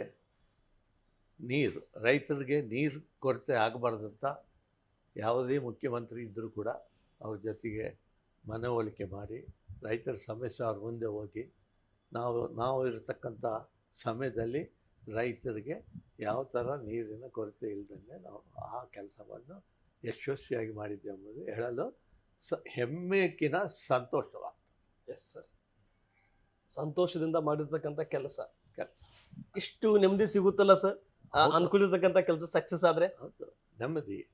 ನಮಗೆ ಹೆಮ್ಮೆ ಬೇಡ, ನಮಗೇನು ಅವಾರ್ಡ್ ಬೇಡ, ರೈತರಿಗೆ ಸಹಾಯ ಮಾಡಿವಲ್ಲ ಅಂತ ಒಂದು ತೃಪ್ತಿ, ಸಂತೋಷ. ಆ ಕೆಲಸವನ್ನು ಮಾಡಿದ್ದೇವೆ. ಈ ವಿಧಾನ ಪರಿಷತ್ತಿನ ಶಾಸಕರಾಗಿ ವಿಧಾನಸಭೆಗಿಂತ ಕೆಳಮನೆಗಿಂತ ಮೇಲ್ಮನೆ ತಾವು ಶಾಸಕರಾದಂಥ ಸಂದರ್ಭದಲ್ಲಿ ಬಳ್ಳಾರಿಗೆ ಯಾವ ರೀತಿ ಡೆವಲಪ್ಮೆಂಟ್ ವಿಷಯಗಳನ್ನಾಯಿತು, ಅಲ್ಲಿಯ ತಮ್ಮ ಆಡಳಿತ ಸಂದರ್ಭದಲ್ಲಿ ಆಗಿರಲಿ, ವಿರೋಧ ಪಕ್ಷ ಸಂದರ್ಭದಲ್ಲಿ ಆಯ್ತು, ತಮ್ಮ ಕೂಗನ್ನು ಆ ಸರ್ಕಾರದ ಮುಂದುಗಡೆ ಪಕ್ಷಾತೀತವಾಗಿ ಜಾತ್ಯತೀತವಾಗಿ ಯಾವ ರೀತಿ ಕೂಗನ್ನು ಕೂಗಿದ್ರಿ? ಈಗಿನ YM ಸತೀಶ್ ಅವರು ವಿಧಾನ ಪರಿಷತ್ತಿನ ಶಾಸಕರಾಗಿದ್ದಾರೆ, ಆಮೇಲೆ KC ಕೊಂಡಯ್ಯ ಅವರು ಕೂಡ ಇದ್ದರು, ಮತ್ತು ನೀವು ಕೂಡ ಇದ್ರಿ. ನೀವು KC ಕೊಂಡಯ್ಯ ಅವರು ನೀವು ಒಂದು ಜೋಡಿ ಎತ್ತಿನ ಜೊತೆ ರೀತಿಯಿಂದ ಕೆಲಸ ಮಾಡ್ತಿದ್ರಿ, ಹೌದಾ ಸರ್? ಈ ಬಳ್ಳಾರಿಗೆ ಈ ವಿಧಾನ ಪರಿಷತ್ತಿನ ಶಾಸಕರಾಗಿ ಯಾವ್ಯಾವ ಅಭಿವೃದ್ಧಿಯನ್ನು ತರೋದ್ರಲ್ಲಿ ಯಶಸ್ವಿ ಆಗಿದೆ ಸರ್ ನೀವು? ಇವತ್ತು ಬಳ್ಳಾರಿ, ಹಂಪಿ ಎಸ್ ಎಸ್ ವಿಶೇಷವಾದ ವಿಖ್ಯಾತ ಹೊಂದಿರತಕ್ಕಂಥ ಜಾಗ. ಯುನೆಸ್ಕೋ ಅದನ್ನು ಅಕ್ಸೆಪ್ಟ್ ಮಾಡಿರ್ತಕ್ಕಂಥ ಜಾಗ. ಬಹುತೇಕ Rome, it is called as second Rome. ಅಲ್ಲಿ ಭಾಳಷ್ಟು ಪ್ರವಾಸಿಗರು ಹೋಗುವಂಥ ಜಾಗವಿದೆ. ನಾನು ಒಂದು 5 ವರ್ಷದಲ್ಲಿ 5 ಸಲ ಸರ್ಕಾರ ಟೂರಿಸಮ್ ಮಾಡಿದಾಗ ನೀವು ಅಂಜನಾದ್ರಿಗೆ ರೋಪ್ವೇ ಹಾಕ್ರಿ. ಗಂಗಾವತಿ ಹತ್ರ ಇದ್ದು ಅಂಜನಾದ್ರಿ. ಎಸ್. ಬಟ್ ಅದು ಅವಾಗ ಬಳ್ಳಾರಿ ಜಿಲ್ಲೆದಾಗಿತ್ತು. ಅಖಂಡ ಜಿಲ್ಲೆ ವ್ಯಾಪ್ತಿಯಲ್ಲಿ. ಆ ಕಡೆ ಜಿಲ್ಲೆಗೆ ನೀವು ಹಾಕ್ರಿ, ಅದಕ್ಕೆ ಅನುಕೂಲ ಆಗ್ತದೆ. ನಂದಿ ಹಿಲ್ಸ್ಗೂ ಹಾಕ್ರಿ ಪ್ರವಾಸಿಗರಿಗೆ ಟೂರಿಸಮ್. ಇವತ್ತು ವೆಸ್ಟರ್ನ್ ಕಂಟ್ರೀಸ್ನಾಗೆ ಅವರು ಭಾಳಷ್ಟು ದೇಶಗಳು ಅವರ ಸ್ವಂತ ರಿಸೋರ್ಸಸ್ ಇಲ್ಲ, ಬರೀ ಟೂರಿಸಮ್ ಮೇಲೆ ಅವ್ರ ಜೀವನ ನಡೆಸ್ತಿದ್ದಾರೆ. ಸರ್ಕಾರಗಳು ನಡ್ತಿರೋದು ಈಗ ಬ್ಯಾಂಕಾಕ್ ಇದೆ, ಮಲೇಷ್ಯಾ ಇದೆ, ಸಿಂಗಪೂರ್ ಇದೆ. ಬರೀ ಟೂರಿಸಮ್ ಮೇಲೆ ಅವರು ದೇಶ ನಡೆಸ್ತಾ ಇದೆ. ಸಾವಿರಾರು ಜನ ಹೋಗಿ ಆ ದೇಶಕ್ಕೆ ಅದ್ರ ಮೇಲೆ ನಡೀತದೆ. ನಮ್ಮದು ಆ ಪ್ರದೇಶಕ್ಕಿಂತ ಅತಿ ಸುಂದರವಾದಂಥ ಜಾಗ ನಮ್ಮ ಕರ್ನಾಟಕವಾಗಿದೆ. ಇದನ್ನು ನೀವು ಡೆವಲಪ್ ಮಾಡಬೇಕಂತೇಳಿ ಅದ್ರ ಬಗ್ಗೆ ಹೇಳಿದ್ವಿ. ಇವತ್ತು ಸತತವಾಗಿ ನಮ್ಮ ರೈತರಿಗೆ ನೋವು ತರೋದೇನೆಂದರೆ, ಡ್ಯಾಮಲ್ಲಿ ಎಷ್ಟು ಮಳೆ ಬಂದರೂ ಕೂಡ ಸಂಗ್ರಹಿಸುವ ಶಕ್ತಿ ಅಲ್ಲಿ ಕಡಿಮೆ ಆಗಿದೆ. ಶಿಲ್ಟ್ ಅಂತ ಒಂದು ಸೇರಿಕೊಂಡು ಸುಮಾರು 30 TMC ನೀರು ನಮಗೆ ಕಡಿಮೆ ಆಗಿದೆ. ಸೊ ಅದನ್ನು ನಿರ್ವಹಣೆ ಮಾಡೋದಕ್ಕೆ ನಾವು ತೆಗಿಬೇಕು ಅಂತ ಕೇಳಿದಾಗ, ವಿಜ್ಞಾನಿಗಳ ಜೊತೆಗೆ ಮಾತಾಡಿದಾಗ ಅವ್ರು ಏನಂತಾರೆ, ಇದು ಖರ್ಚು ಮಾಡೋ ಬದಲು ಅದನ್ನು ಹೊಂಡ ತೆಗೆ ಬದಲು ಬೇರೆ ಡ್ಯಾಮ್ ಕಟ್ಬೋದು, ಇಟ್ಸ್ ನಾಟ್ ಎಕನಾಮಿಕಲಿ ಫೀಸಿಬಲ್ ಅಂತ ರಿಪೋರ್ಟ್ ಕೊಟ್ಟರು. ಬಟ್ಟು ದೈವ, ನಮ್ಮ ಅದೃಷ್ಟ, ಒಂದು ಪ್ಯಾರಲಲ್ ಕೆನಾಲು ನಾವು ಮಾಡೋಕ್ಕೆ ಹೊರಟಿದ್ದೇವೆ ಇಲ್ಲಿ ಗಂಗಾವತಿ ನಗರದಲ್ಲಿ. ಸೊ ಅಲ್ಲಿ ಏನಪ್ಪ ಅಂದರೆ, ಬೈ ಗ್ರಾವಿಟೇಷನ್ ಕರೆಂಟ್ ಇಲ್ದಂಗೆ ನೀರು ಯಾವಾಗ ಮಳೆ ನೀರು ಎಕ್ಸಸ್ ಬರ್ತದೆ, ಅದು ಆ ನೀರನ್ನ ಅಲ್ಲಿ ಸಂಗ್ರಹಿಸುವಂಥ ಕೆಲಸ ಮಾಡೋದಕ್ಕೆ ಎಲ್ಲ ಪ್ಲ್ಯಾನ್ಗೇನೆಲ್ಲ ರೆಡಿ ಇದೆ. ಈ ಸರ್ಕಾರ ಇವತ್ತೇನಾಗಿದೆ, ನಮ್ಮ ಸರ್ಕಾರ, ನಾವು ನಮ್ಮ ಮಾನ್ಯ ಮುಖ್ಯಮಂತ್ರಿ ಸಿದ್ದರಾಮಯ್ಯನವರು ಬಡವರ ಬಗ್ಗೆ ಭಾಳ ಕಾಳಜಿ. ಹಿಂದಿನ ಸರ್ಕಾರಗಳು 3 kg ಅಕ್ಕಿ ಕೊಟ್ಟಾಗ, ಹೋದ ಸಲ ಮುಖ್ಯಮಂತ್ರಿ ಆದಾಗ 5 kg ಕೊಡ್ತೀನಿ ಅಂತ ಬಡವರಿಗೆ ಕೊಟ್ಟರು. ಈ ಸತಿ 5 kg ಆಗೋದಲ್ಲ, ಇನ್ನೂ ಜಾಸ್ತಿ ಬೇಕಾಗ್ತದಂತ 10 kg ಅಕ್ಕಿಯನ್ನು ಕೊಡೋದಕ್ಕೆ ನಾವು ಮಾಡಿದ್ವಿ, ಪ್ರಾರಂಭ ಮಾಡಿದ್ವಿ. ಅದು ಒಂದು ಗ್ಯಾರಂಟಿ ಆಯಿತು. ಆಮೇಲೆ ಇವತ್ತು ಭಾಳ ಜನ, ನಿಮಗೆ ಗ್ರಾಮಾಂತರ ಪ್ರದೇಶದಲ್ಲಿ ಹೆಂಡತಿ ಅವರ ತವ್ರ ಮನೆಗೆ ಹೋಗ್ಬೇಕಂದ್ರೆ, ಅಥವಾ ಹೆಂಡತಿ ಅವ್ರ ಅಣ್ಣನ ಮನೆಗೆ ಹೋಗ್ಬೇಕಂದ್ರೆ ಗಂಡನ ಥರ ರೊಕ್ಕ ಇರೋದಿಲ್ಲ, ಅವ್ರ ಮಾವನ ತಗೋ ರೊಕ್ಕ ಇರೋದಿಲ್ಲ. ಭಾಳ ಸಲ ಬೇಡ, ಈ ಸತಿ ಬೇಡ, ಒಂದು ಸತಿ ಹೋಗು ಅಂತ ಹೇಳಿ ತಕ್ಕಂಥ ಸಂದರ್ಭಗಳು ನಾವು ಕೆಳಮಟ್ಟದಲ್ಲಿ ಕಾಣ್ತೀವಿ. ಅವ್ರ ಹತ್ರ ಹಣ ಇರೋದಿಲ್ಲ ಹೋಗೋಕ್ಕೆ. ಇವತ್ತು ನೀವೇ ನೋಡಿರ್ಬೋದು ಪ್ರಶ್ನವರು, ಇವತ್ತು ಭಾಳಷ್ಟು ಏನು ಧರ್ಮದ ಕ್ಷೇತ್ರಗಳಿದ್ದಾವೆ, ಆ ಕ್ಷೇತ್ರಗಳಿಗೆ ಹೆಣ್ಮಕ್ಳು ಎಷ್ಟು ಜನ ನಮ್ಮ ಸರ್ಕಾರ ಬಂದ ಮೇಲೆ ವಿಸಿಟ್ ಮಾಡಿರೋದು ನಿಮ್ಗೆ ಗೊತ್ತಾಗುತ್ತೆ. ಹೌದು. ಲಾಸ್ಟ್ ಟೈಮ್ ಈ ಸಿದ್ದರಾಮಯ್ಯ ನಿಮ್ಮ ಕಾಂಗ್ರೆಸ್ ಸರ್ಕಾರ ಬರೋಕ್ಕಿಂತ ಮುಂಚೆ ಹೋಗ್ಬೇಕಂತೇಳಿ ಎಷ್ಟೋ ಜನರು ಯೋಚನೆ ಮಾಡ್ತಾ ಇದ್ದರು. ಆದರೆ ಈ ಸರ್ಕಾರ ಬಂದ ತಕ್ಷಣ ಉಚಿತವಾಗಿ ಬಸ್ ಪ್ರಯಾಣ ಮತ್ತು 2,000 ರೂಪಾಯಿ ಕೊಟ್ಟಾಗಿಂದ ಅದು ಬಂದಿರತಕ್ಕಂಥ ಮೊದಲನೇ ಕಂತು, 2ನೇ ಕಂತಿನ ಹಣ ಇಟ್ಟುಕೊಂಡು ಧರ್ಮಸ್ಥಳ ಆಯಿತು, ಕುಕ್ಕೆ ಸುಬ್ರಹ್ಮಣ್ಯ ಆಯಿತು, ಮತ್ತು ಈ ಕಡೆ ಮಂತ್ರಾಲಯಗಳನ್ನ ಆಯಿತು, ಎಲ್ಲ ಆಲ್ಮೋಸ್ಟ್ ದೇವಸ್ಥಾನಗಳಿಗೆ ವಿಸಿಟ್ ಇವತ್ತು ನಾವು ಸರ್ಕಾರದಲ್ಲಿ ಡೆವಲಪ್ಮೆಂಟು ಸ್ವಲ್ಪ ಮಟ್ಟಿಗೆ ಆಗಿಲ್ಲ, ಅದಕ್ಕೆ ಒಪ್ಪಿಗೆ ಏನಾಗಿದೆ, ಇದನ್ನು ನಾವು ಎಕ್ಸ್ಪೆಕ್ಟ್ ಮಾಡಲಿಲ್ಲ ಎಷ್ಟು ಅಮೌಂಟ್ ಬೇಕಾಗ್ತದೆ ಏನಿಲ್ಲ ಅಂತ. ಸುಮಾರು 55ರಿಂದ 58 ಕೋಟಿ ರೂಪಾಯಿ ಈ ಯೋಜನೆಗಳಿಗೆ, ಈ ಗ್ಯಾರಂಟಿ ಯೋಜನೆಗಳಿಗೆ ಬೇಕಾಗುತ್ತೆ ನಮಗೆ. ಸೊ ಆವಾಗ ಏನಾಯ್ತು, ನಮ್ಮ ಸರ್ಕಾರ ಈಗ ಸರ್ವೈವಲ್ ಕ್ವಶನ್ ಬಂತು ಇವತ್ತು ಹೊಸ್ತದ ಅನುಭವ. ಸೊ ಇದ್ದರೂ ಕೂಡ ಇವತ್ತು ಆಲ್ಮಟ್ಟಿಯಲ್ಲಿ ನಾವು ಅದನ್ನು ಕೆಲಸ ಮುಂದುವರಿಸ್ಬೇಕು ಅಂತಂತೇಳಿ ಕ್ಯಾಬಿನೆಟ್ ಡಿಸಿಷನ್ ಆಗಿದೆ. ಸೊ ಇಲ್ಲಿ ಈ ನಾವು ಏನು ನೀವು ಅಂಜನಾದ್ರಿ ಕೇಳಿದ್ವಿ, ನಮ್ಮ ಕೂಗು ಇಲ್ಲಿ ಕೇಳಿತು, ಕೂಗು ಡೆಲ್ಲಿ ಕೂಡ ಹೋಯಿತು. ಅದು ಇಂಪಾರ್ಟೆಂಟ್ ಅಂತ ಅವರು ಕೂಡ ಅಮೌಂಟ್ ಕೊಟ್ಟಿದ್ದಾರೆ. ಇವತ್ತು ಅದು ಬಿಟ್ಟರೆ ಕೇಂದ್ರ ಸರ್ಕಾರ ಏನೂ ಮಾಡಿಲ್ಲ. ಇವತ್ತು ರಾಜ್ಯಗಳಿಗೆ ತಮ್ಮದೇ ಆದಂಥ ಕೊಡುಗೆ ಕೊಟ್ಟಿಲ್ಲ, ಯಾವುದೂ ಕೊಟ್ಟಿಲ್ಲ. ನಾವು ಆವಾಗ ಸೋನಿಯಾ ಗಾಂಧಿ ಕೇಂದ್ರ ಸರ್ಕಾರದಲ್ಲಿ, ಕಾಂಗ್ರೆಸ್ ಮನಮೋಹನ್ ಸಿಂಗ್ ಇದ್ದಾಗ ಇಡೀ ಭಾರತ ದೇಶದ ರೈತರ ಸಾಲ 72,000 ಕೋಟಿ ರೂಪಾಯಿ ಮಾಫಿ ಮಾಡಿದರು, ಮನ್ನಾ ಮಾಡಿದ್ರು. ಅವಾಗ ಇಲ್ಲಿ JDS ಮತ್ತು BJP ಮೈತ್ರಿ ಸರ್ಕಾರ, ಕುಮಾರಸ್ವಾಮಿ ಅವರಿದ್ರು. ಆದರೂ ಕೂಡ ಅವರು ಇದ್ದಂಗೆ ರೈತರ ಬಗ್ಗೆ, ರೈತರ ಯಾವುದೋ ಪಕ್ಷದ ಬಗ್ಗೆ ಯೋಚನೆ ಮಾಡೋದಕ್ಕಿಂತ ನೇರವಾಗಿ ರೈತರು ಕೊಟ್ವಿ. ಇವತ್ತು ಫುಡ್ ಸೆಕ್ಯೂರಿಟಿ ಅಂತ ಕನಿಷ್ಠ ಒಂದು 3 kg ಅಕ್ಕಿ ಕೊಡಬೇಕಂತಂತೇಳಿ ನಮ್ಮ ಸರ್ಕಾರ, ಮನಮೋಹನ್ ಸರ್ಕಾರ ಚಿಂತನೆ ಮಾಡಿತ್ತು. ಸೊ ಹೀಗೆ ಒಂದು ಕೇಂದ್ರ ಸರ್ಕಾರದ ಕೊಡುಗೆ ಬೇಕು. ಇವತ್ತು ನಾವು ಕಳೆದ 20 ವರ್ಷದಿಂದ ನಮ್ಮ ರಾಜ್ಯದಲ್ಲಿ ದೇವರ ದಯದಿಂದ ಭಾಳಷ್ಟು ನದಿಗಳು ಉಂಟು. ನದಿಗಳು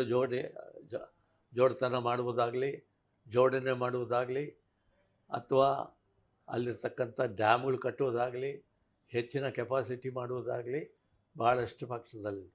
ಇವತ್ತು ಕೇವಲ ಆಲ್ಮಟ್ಟಿಯಲ್ಲಿ 4 ಫೀಟ್ ಹೈಟ್ ಮಾಡಿದರೆ ಭಾಳಷ್ಟು ನೀರು ಸಿಗ್ತದೆ. ನೀರು ಸಿಗಬೇಕಂತಂದರೆ ಅಲ್ಲಿರ್ತಕ್ಕಂಥ ಜಾಗವನ್ನು ನಾವು ಸರ್ಕಾರ ತೆಗೆದುಕೊಂಡು ಅವರಿಗೆ ಒಳ್ಳೆಯ ಥರದಲ್ಲಿ ಹಣವನ್ನು ಕೊಟ್ಟು ಮಾಡಿದಾಗ ಮಾತ್ರ ಆಗುತ್ತೆ. ಆ ಹಣ ಕೊಡೋಕ್ಕೆ ನಮ್ಮ ಹತ್ರ ಇಲ್ಲ. ಇವತ್ತು ಆ ನೀರಿಗಿನ ಸಿಕ್ಕರೆ ನಾವು ಇವಾಗ ಕೂಡ ಉಪಯೋಗಿಸ್ಬೋದು. ತುಂಗಭದ್ರಕ್ಕೆ ಬಂದು ಜಾಯಿನ್ ಮಾಡ್ಬೋದು ಆ ನೀರನ್ನು. ತುಂಗಭದ್ರ ಜಾಯಿನ್ ಮಾಡಿದ್ರೆ ಸೆಂಟ್ರಲ್ ಕರ್ನಾಟಕ, ಆ ಭಾಗದ ಕರ್ನಾಟಕ, ಸೌತಲ್ಲಿ ನದಿಗಳನ್ನ ಜೋಡಣೆ ಮಾಡಿದ್ರೆ ಇವತ್ತು ಮಾಡಬೇಕಾಗ್ತದೆ. ಇವತ್ತು ಮಂಗಳೂರಲ್ಲಿ ಆ ನದಿಗಳನ್ನ ಈ ಭಾಗಕ್ಕೆ ತರಬೇಕಂದ್ರೆ ಅಲ್ಲಿ ಏನಾಗುತ್ತೆ, ಇಲ್ಲಿ ಎನ್ವೈರ್ಮೆಂಟ್ ಪ್ರಾಬ್ಲಮ್. ಜನರು ಇಲ್ಲ, ನಮಗೆ ನಮ್ಮ ಮಂಗಳೂರು, ಉಡುಪಿ ಆ ಭಾಗಕ್ಕೆ ನೀರು ಕಡಿಮೆ ಆಗ್ತದೆ, ನೀವು ನೀರು ತಗೊಂಡ್ರೆ. ನಾವು ಹೇಳಿದ್ವಿ, ಮಳೆಗಾಲದಲ್ಲಿ ಎಕ್ಸಸ್ ವಾಟರ್ ಸಮುದ್ರಕ್ಕೆ ಹೋಗ್ತದೆ. ಹೌದು, ಆ ನೀರನ್ನು ನಮಗೆ ಕೊಡಿ, ಈ ಭಾಗಕ್ಕೆ ತಗೊಂಡು ಸಮುದ್ರಕ್ಕೆ ಬಿಡುವಂಥ ನೀರನ್ನೇ ಈ ಭಾಗಕ್ಕೆ ಮಾಡಿದ್ರೆ ಸಪ್ಲೈ ಮಾಡಿ ಇಡೀ ಕರ್ನಾಟಕನೇ ಸಮೃದ್ಧಿ ಆಗುತ್ತೆ, ರೈತರಿಗೆ ಅನುಕೂಲ ಆಗುತ್ತೆ ಅಂದರೆ ಯಾವುದೋ ಒಂದು ಪ್ರತಿಷ್ಠೆಯಲ್ಲಿಂದ ಅವರು ಪರ್ಮಿಷನ್ ಕೊಡಬಾರ್ದು. ಹೀಗಾಗಿ ರಾಜ್ಯ ಡೆವಲಪ್ ಆಗ ಈ ರೀತಿ ಭಾಳಷ್ಟು ಹೋರಾಟ ಮಾಡಿದ್ವಿ. ಎಲ್ಲ ರೀತಿ ನಾವು ಬಳ್ಳಾರಿ ಬಗ್ಗೆ ಭಾಳಷ್ಟು ಕಾಳಜಿ ವಹಿಸಿ ಅಭಿವೃದ್ಧಿ ಕಾರ್ಯಕ್ರಮಗಳನ್ನು ಮಾಡಿದ್ದೇವೆ.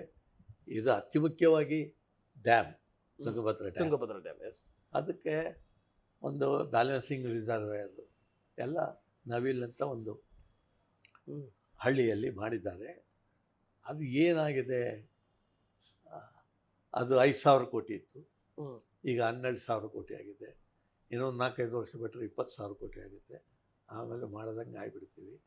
ಸರ್ಕಾರ ಇದ್ರ ಬಗ್ಗೆ ಏನಾಗುತ್ತೆ ಅಂದರೆ, ಸರ್ಕಾರಕ್ಕೆ ಹೇಳೋದು ಏನಂದರೆ, ಫಸ್ಟು ನೀವು ನೀರಾವರಿ ಯೋಜನೆಗಳಿಗೆ ಆದ್ಯತೆ ಕೊಡ್ರಿ. ಅದರಿಂದ ಸೆಲ್ಫ್ ಎಂಪ್ಲಾಯ್ಮೆಂಟ್ ಆಗುತ್ತೆ, ರೈತರಿಗೆ ಇಂಪ್ಲಾಯ್ಮೆಂಟ್ ಆಗುತ್ತೆ, ದೇಶಕ್ಕೂ ನಾವು ಬೆಳಿತೀವಿ. ಇವತ್ತು ನಮಗೆ ಈ ಬಳ್ಳಾರಿ ಸುತ್ತಮುತ್ತಲ, ರಾಯಚೂರು ಸುತ್ತಮುತ್ತಲ ನೀರು ಕೊಟ್ಟರೆ ಇಲ್ಲಿ ನಾವು ಭತ್ತ ಬೆಳಿತೀವಿ. ಇವತ್ತು ನಿಮಗೆ ಗೊತ್ತಿದೆ, ಕರ್ನಾಟಕದಲ್ಲಿ ನಾವು 10 kg ಅಕ್ಕಿ ಕೊಡ್ತಾ ಆಗ್ತಾ ಇಲ್ಲ. 5 kg ಕೊಡ್ತೀವಿ. 5 kg ಅಕ್ಕಿ ಬದಲು ಹಣ ಕೊಡ್ತಿದ್ದೇವೆ, ಅಕ್ಕಿ ಇಲ್ಲದಕ್ಕೆ. ಸೊ ಅದಕ್ಕೆ ಆ ಯೋಜನೆ ಈಗಲಿಂದಲೇ ನಾವು ಪ್ರಾರಂಭ ಮಾಡಿ ಮುಂದಿನ ದಿನಗಳಿಗೆ ಅಕ್ಕಿ ಕೊಡತಕ್ಕಂಥ ವ್ಯವಸ್ಥೆ ಸೆಲ್ಫ್ ಸಫಿಷಿಯೆಂಟ್ ಆಗಬೇಕು. ನಾವು ಅದಕ್ಕೆ ಹೆಂಗೆ ಬೆಳಿಬೇಕು, ಭತ್ತ ಬೆಳಿಬೇಕಂದ್ರೆ ಡ್ಯಾಮ್ಗಳು ಮಾಡಬೇಕು.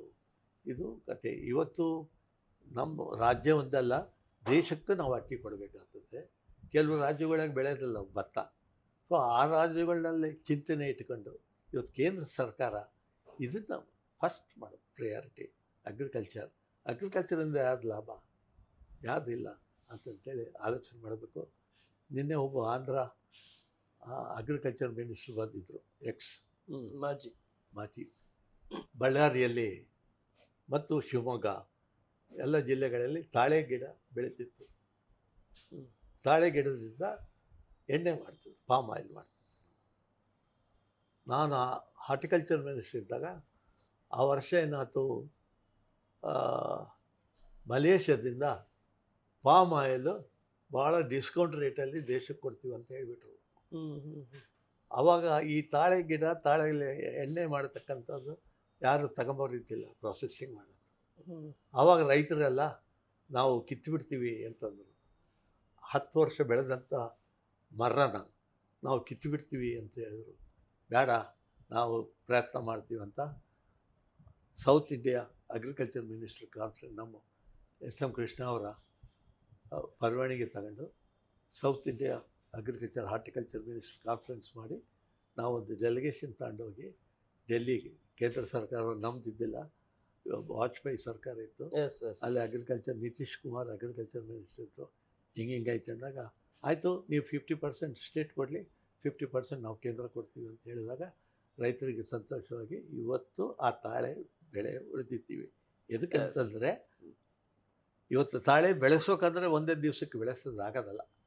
ಈಗ ದೇಶದಲ್ಲಿ ನಿಮಗೆ ಗೊತ್ತಿದೆ, ಎಲ್ಲ ಥರ ಡೀಸೆಲ್ಲು, ಆಯಿಲ್ಲು, ಕ್ರೂಡು ಇವತ್ತು ಭಾಳ ಕಷ್ಟ ಆಗಿದೆ. ಇವತ್ತು ಸಿಗೋದಿಲ್ಲ. ಈ ವಾರಗಳು ನಡೀತವೆ, ವಾರಗಳಿಂದ ಎಲ್ಲ ನಡೀತಿರ್ತವೆ. ಆದಷ್ಟು ಮಟ್ಟಿಗೆ ಎಲ್ಲ ಇಲಾಖೆಗಳಿಗೆ ನಾವು ಸಫಿಷಿಯೆಂಟ್ ಆಗಬೇಕು. ನೆಕ್ಸ್ಟ್ 5 ಇಯರ್ಸಲ್ಲಿ ಎಲ್ಲ ಇಲಾಖೆಗೆ ಯೋಜನೆಗೆ ಅವಶ್ಯಕತೆ ಅಗತ್ಯ ಕೊಡಬೇಕಂತ ನಾನು ಕೇಂದ್ರ ಸರ್ಕಾರಕ್ಕೆ. ಸರಿ ಸರ್, ಈಗಿನ ಸದ್ಯ ಮಟ್ಟಿಗೆ ನಡೀತಾರಂಥ ವಿಷಯಗಳ ಬಗ್ಗೆ ನಾನು ಹೋಗ್ತಾ ಇದ್ದೇನೆ. ಈ ವೋಟ್ ಚೋರಿ ಅನ್ನೋಂಥ ವಿಷಯಗಳನ್ನು ಪ್ರಾರಂಭವಾಗಿದೆ. ವೋಟ್ ಚೋರಿ ಬಗ್ಗೆ ನಿಮ್ಮ ಅಭಿಪ್ರಾಯ ಏನು ಹೇಳ್ತೀರಿ ಸರ್? ತಾವು ಕೂಡ ಒಂದು ಮಾಜಿ KPCC ಅಧ್ಯಕ್ಷರು, ಮಾಜಿ ಸಚಿವರು. ಇವತ್ತು BJP ಅವರು ಚುನಾವಣೆಗಳನ್ನು ಹೇಗೆ ಗೆಲ್ಲಬೇಕೆಂಬ ಒಂದು ಎಕ್ಸ್ಪೀರಿಯನ್ಸು, ಒಂದು ಅಥಾರಿಟಿ ಆ BJP ಪಾರ್ಟಿಗಿದೆ.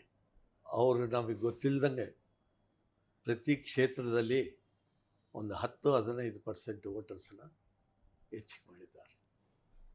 ನಮಗೆ ಗೊತ್ತಾಗಲಿಲ್ಲ. ನಾವು ಕಾಂಗ್ರೆಸ್ ಪಕ್ಷ ಇದಲ್ದಲೆ ಈ ಚಿಂತನೆ ಇಲ್ದಲೆ ನಾವು ಬೂತ್ ಲೆವೆಲ್ ಕಮಿಟೀಸ್ ಮಾಡಿದ್ವಿ. ಅಂದರೆ ಬೂತ್ ಲೆವೆಲಲ್ಲಿ ಹಿಂದಿನ ಕಾಲದಲ್ಲಿ ನಮ್ಮ ಪದ್ಧತಿ ಏನಿತ್ತಂದರೆ, ವೋಟಿಂಗ್ ಮಾಡೋ ಕಾಲಕ್ಕೆ ಆ ಎಲ್ಲ ಪಕ್ಷದವ್ರು ಕೂರ್ತಿದ್ರು. ಅದರಲ್ಲಿ ಸತ್ತವ್ರದ್ದು ರೌಂಡ್ ಆಫ್ ಮಾಡ್ತಿದ್ವಿ. ಅವರು ಒಪ್ತಿದ್ರು, ನಾವು ಇದು ಅಲ್ಲ, ಸತ್ತವ್ರದ್ದು ವೋಟಿಂಗ್ ಇಲ್ಲ. ಆ ರೀತಿ ಕ್ಲೀನಾಗಿ ನಡೀತಕ್ಕಂಥ ಎಲೆಕ್ಷನ್ಸ್ ಇತ್ತು. ಅವರು ಚುನಾವಣೆ ಗೆಲ್ಲಿಬೇಕಂತ ಎಲ್ಲ ಕ್ಷೇತ್ರಗಳು, ಇಡೀ ಭಾರತ ದೇಶದ ಎಲ್ಲ ಕ್ಷೇತ್ರಗಳಲ್ಲಿ ಹೆಚ್ಚಿನ ಜನರನ್ನು ಡಬಲ್ ವೋಟಿಂಗ್ ಮಾಡೋದಕ್ಕೆ ಅನುಕೂಲತೆ ಮಾಡಿ, ಪ್ರಿಪರೇಷನ್ಸ್ ಮಾಡಿ, ಅವ್ರ ಬುದ್ಧಿವಂತಿಕೆಗಳಿಂದ ಮಾಡಿದ್ರು. ಅದನ್ನು ನಾವು ನಮ್ಮದು ತಪ್ಪು, ನಾವು ಅದನ್ನು ನೋಡಬೇಕಾಗಿತ್ತು. ಬಟ್ ಆ ಪಕ್ಷ ಮಾಡಿ ಇದು ಒಳಗೆ ಅಂಡರ್ಸ್ಟ್ಯಾಂಡಿಂಗ್ ಮಾಡ್ಕೊಂಡು ಇದು ಮಾಡಿದ್ದಾರೆ. ಇವತ್ತಿನ ನಾಳೆ ಸತ್ಯ ಹೊರಗೆ ಬರ್ತಿದೆ. Okay sir. ಸರ್, ಈಗ ನಿಮ್ಮದೇ ರಾಜ್ಯ ಸರ್ಕಾರದ ಕ್ಯಾಬಿನೆಟ್ನಲ್ಲಿ ಒಂದು ಚರ್ಚೆ ಆಯಿತು, EVM ಬದಲವಾಗಿ ಬ್ಯಾಲೆಟ್ ಪೇಪರ್ ಬರಬೇಕಂತ ಹೇಳಿ. ಇವತ್ತು EVMನಲ್ಲಿ ನಂಬಿಕೆ ಹೋಗಿದ್ದೆ. ಏನಾದರೂ ಮಿಸ್ಟೇಕ್ ಇರೋದು. ಎದಕ್ಕಂದರೆ ಪಕ್ಷ ಎಲ್ಲಿ ನಮ್ಮ ಕಾಂಗ್ರೆಸ್ ಪಕ್ಷ ಹರಿಜನ ಗಿರಿಜನರು, ಮುಸ್ಲಿಮರು, ಬಾಂಧವ್ಯರು ಇರ್ತಕ್ಕಂಥ ಹೆಚ್ಚಿನ ಪ್ರದೇಶದಲ್ಲಿ ಕೂಡ ನಾವು ಕಾಂಗ್ರೆಸ್ ಪಕ್ಷ ಸೋತಂದರೆ ಏನು ಕಾರಣ ಇರಬೇಕು? ಭಾರತದಲ್ಲಿ ಸೋತಿದ್ರೆ ಓಕೆ, ಇಲ್ಲಿ ಪಕ್ಕ ಕಾಂಗ್ರೆಸ್ ಓಟಿರ್ತಕ್ಕಂಥ ಜಾಗದಲ್ಲಿ ಕೂಡ ಸೋತಿ ಬಂದಾಗ ಆ ಚಿಂತನೆ ಸತ್ಯವೋ ಸುಳ್ಳೋ ಯಾರಿಗಾದರೂ ಬರ್ತದೆ. ಆ ದೆಸೆಯಲ್ಲಿ ಮೊದಲು ಹಿಂದಿನ ಕಾಲದಾಗ ಏನಿತ್ತು, ಬ್ಯಾಲೆಟ್ ಎಲ್ಲ ಓಟು ಆಧಾರ್ ಕಾರ್ಡ್ ಅವ್ರು ನೋಡಿ ಹಾಕೋದ್ರಿಂದ ಅಲ್ಲಿ ಸತ್ಯವಾದ ಓಟು ನಡೀತದೆ ಎಂಬ ಚಿಂತನೆ ನಾವು. Okay sir, thank you. ನನ್ನ ಕೊನೆಯ 2 ಪ್ರಶ್ನೆ, ರಾಜ್ಯ ಸರ್ಕಾರದ ನಡವಳಿಕೆ ಮತ್ತು ಕೇಂದ್ರ ಸರ್ಕಾರದ ನಡವಳಿಕೆ ಬಗ್ಗೆ ತಾವೇನು ಹೇಳಕ್ಕೆ ಇಷ್ಟಪಡ್ತಾರೆ ಸರ್? ಇವತ್ತು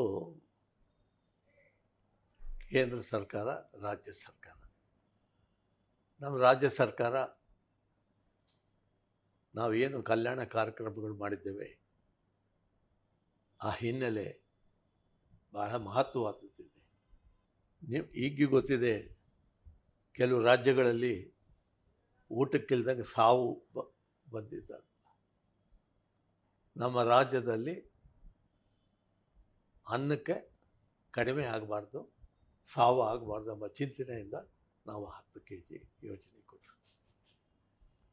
ಹೆಣ್ಮಕ್ಕಳು ಅನುಕೂಲ ಆಗಲಿ, ಹಣ ಕೊಡೋದಾಗೋದಲ್ಲ. ಈಗ ಸಿಟೀಸ್ನ ಕೂಡ ಒಂದು ಜಾಗದಿಂದ ಇನ್ನೊಂದು ಜಾಗಕ್ಕೆ ಹಣ ಕೊಟ್ಟು ಬಸ್ಸನ್ನ ಕೊಟ್ಟು ಆಗೋದಲ್ಲ. ಅವ್ರಿಗೆ ಅನುಕೂಲ ಆಗಬೇಕು, ಬಸ್ಸಲ್ಲಿ ಓಡಾಡಲಿ, ಅವರು ಕೂಡ ನಮ್ಮ ರಾಜ್ಯದ ಮಹತ್ವದ ಜಾಗಗಳಿಗೆ ಹೋಗಲಿ ಎಂಬ ಚಿಂತನೆಯಿಂದ ಅವ್ರಿಗೆ ಮಾಡಿದೆ. ಇವತ್ತು ಇದನ್ನು ಯಾಕೆ ಯೋಜನೆಗಳು ಮಾಡಿದ್ವಿ? ಇವತ್ತು 2,000 ರೂಪಾಯಿ ಕೊಡ್ತೀವಿ ನಾವು ಹೆಣ್ಮಕ್ಳಿಗೆ. ನನಗೂ ಗೊತ್ತಿದೆ, ಗಂಡು ಮಕ್ಕಳು, ಗಂಡಸರು ಅವರು ರೈತನಿಕೆ ಮಾಡಿರ್ಬೋದು, ವ್ಯಾಪಾರ ಮಾಡಿರ್ಬೋದು. ಇವತ್ತಿನವರಿಗೆ ಗಂಡ ಹೆಂಡತಿಗೆ ತಗ ಈ ಅಮೌಂಟು, ಈ ತಿಂಗಳಿನ ಖರ್ಚು ಇಷ್ಟು ನೀನು ಮಾಡು ಅಂತ ಕೊಟ್ಟಿರೋ ಸನ್ನಿವೇಶಗಳು ನಾನಂತೂ ನೋಡಿಲ್ಲ. ಸರ್, ಹೆಣ್ಮಕ್ಕಳು ಅವ್ರು ಹೆಂಗೆ ನಡೆಸ್ತಿದ್ರು ಏನೋ ದೇವರೇ ಕಾಪಾಡಬೇಕು. ಗಂಡರಿಗೂ ಕೇಳೋಂಗಿಲ್ಲ, ಗಂಡರು ಕೊಡೋದಿಲ್ಲ. ಹುಡುಗರು ವಿದ್ಯಾಭ್ಯಾಸ ಅವ್ರಿಗೆ ಕೊಡ್ತಕ್ಕಂಥದ್ದು ಎಲ್ಲನೂ ನಮ್ಮ ಸಂಸ್ಕೃತಿ ಪರಂಪರೆಯಲ್ಲಿ ಹೆಣ್ಮಕ್ಳೇ ಮಾಡೋದು. ಹೆಣ್ಮಕ್ಳು ಯಾರು ಮಾಡೋದಲ್ಲ. ಯಾವ ಹುಡುಗರಾದರೂ ಕೂಡ ತಂದೆ ಅಪ್ಪ ಕೊಡೋ ರೊಕ್ಕ ಅಂತ ಕೇಳೋದು, ಅಮ್ಮನ ಕೇಳ್ತಾರೆ. ಹೌದು, ಅಮ್ಮನೇ ಕೇಳೋದು. ಯಾವುದಕ್ಕಾದ್ರೂ ಅಮ್ಮನ ಕೇಳೋದು. ಆ ತಾಯಿ ಹತ್ರ ಹಣವಿಲ್ದಿದ್ರೆ ಭಾಳ ಕಷ್ಟ ಆಗ್ತಿತ್ತು, ಮನೆ ನಡೆಸೋದು ಕಷ್ಟ ಆಯಿತು.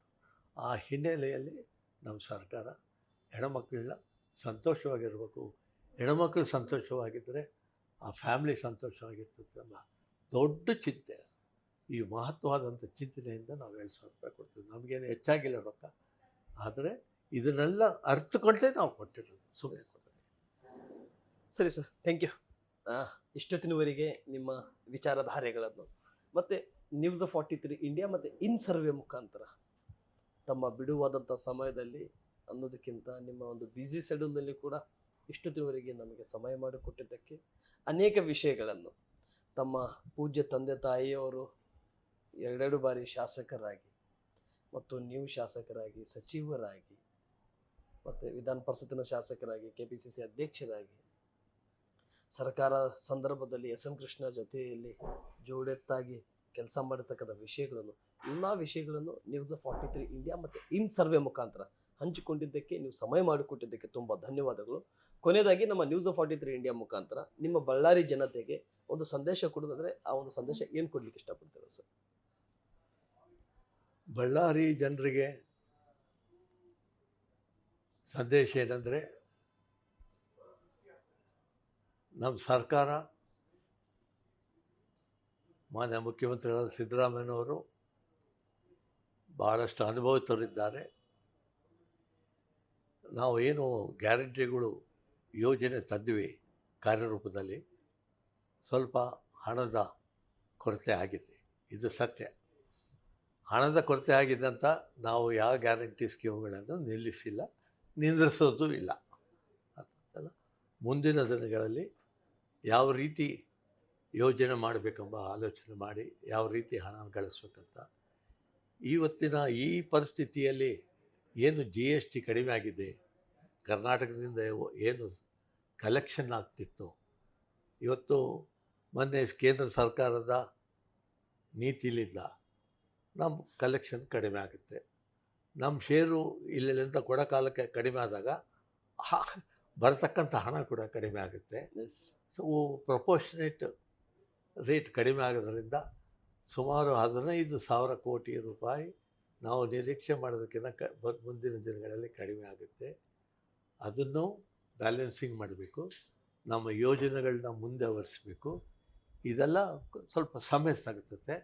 ಸಮಯ ಗ್ಯಾರಂಟಿ ಇನ್ನೊಂದು ವರ್ಷದೊಳಗೆ ಎಲ್ಲ ಸಂಗ್ರಹವನ್ನು ಮಾಡಿ ನಮ್ಮ ಸ್ಟೇಟು ಇಡೀ ದೇಶದಲ್ಲಿ ನಂಬರ್ 1 ಡೆವಲಪ್ಡ್ ಸ್ಟೇಟ್ ಆಗ್ತದೆ ಅಂತ ಭರವಸೆ ನಾನು ಕೊಡ್ತೀನಿ. ಥ್ಯಾಂಕ್ ಯು ಸರ್, ತುಂಬ ಧನ್ಯವಾದಗಳು. ಇಷ್ಟೊತ್ತುವರೆಗೆ ನಮಗೆ ಸಮಯ ಮಾಡಿಕೊಟ್ಟಿದ್ದಕ್ಕೆ, ನಿಮ್ಮ ವಿಚಾರಧಾರೆಯನ್ನು ತಿಳಿಸಿದ್ದಕ್ಕೆ. ಆ ದೇವರು ಅಂದ್ಕೊಂಡಿರ್ತಕ್ಕಂಥ ಬಳ್ಳಾರಿ ಬ್ರ್ಯಾಂಡ್ ಬಳ್ಳಾರಿ ಮಾಡಲಿಕ್ಕೆ ಹೊಟ್ಟಿರ್ತಕ್ಕಂಥ ವೀರಭದ್ರಪ್ಪನವರೇ ಮತ್ತು ನಿಮ್ಮ ಮುಂದಿನ ವಿಚಾರಧಾರೆಗಳನ್ನು ತಿಳಿಸಿದ್ದಕ್ಕೆ ಥ್ಯಾಂಕ್ ಯು. ನಮಸ್ತೆ, ಜೈ ಹಿಂದ್ ಸರ್. ನಮಸ್ಕಾರ.